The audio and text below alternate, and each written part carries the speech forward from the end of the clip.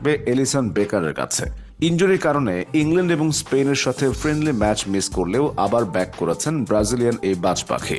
আর coach Dorival তাই তার গায়ে তুলে দিয়েছেন ব্রাজিলের নাম্বার 1 জার্সি। 2 নম্বর জার্সি পরে মাঠ মাতাবেন দানিলো। সাম্প্রতিক সময়ে জুভেন্টাসকে নেতৃত্ব দিয়েছেন এই তারকা ডিফেন্ডার, পেয়েছেন শিরোপাও।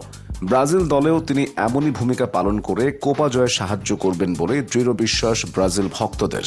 3 নম্বর জার্সি পরে মাঠে থাকবেন রিয়াল মাদ্রিদের বিভিন্ন সময়ের পরীক্ষিত সৈনিক এডার মিলিতাও যদিও ইনজুরি থেকে ফিরে এসে এখনও নিজেকে প্রমাণ করতে পারেননি, কিন্তু তার স্কিল এবং দক্ষতা নিয়ে প্রশ্ন নেই কোনো ব্রাজিল ভক্তের। 4 নম্বর জার্সি থাকবে মার্কুইনোসের গায়ে। পিএসজির হয়ে দুর্দান্ত মৌসুম কাটানো এই ডিফেন্ডারকে যদিও ব্রাজিল দলে তেমন একটা সুবিধা করতে পারেননি, কিন্তু ক্লাবের হয়ে তার পারফরমেন্স মুগ্ধ করেছে সবাইকে। 5 নম্বর জার্সি থাকবে ব্রুনো গুইমারেসের গায়ে, যদিও তার প্রিয় জার্সি নাম্বার 39, কারণ সেটা তার বাবার ট্যাক্সির নাম্বার। যেই ট্যাক্সি চালিয়ে তার বাবা তাদের মানুষ করেছেন।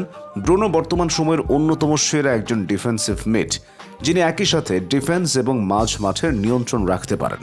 6 নম্বর জার্সি থাকবে নবাগত ওয়েন্ডেলের কাছে।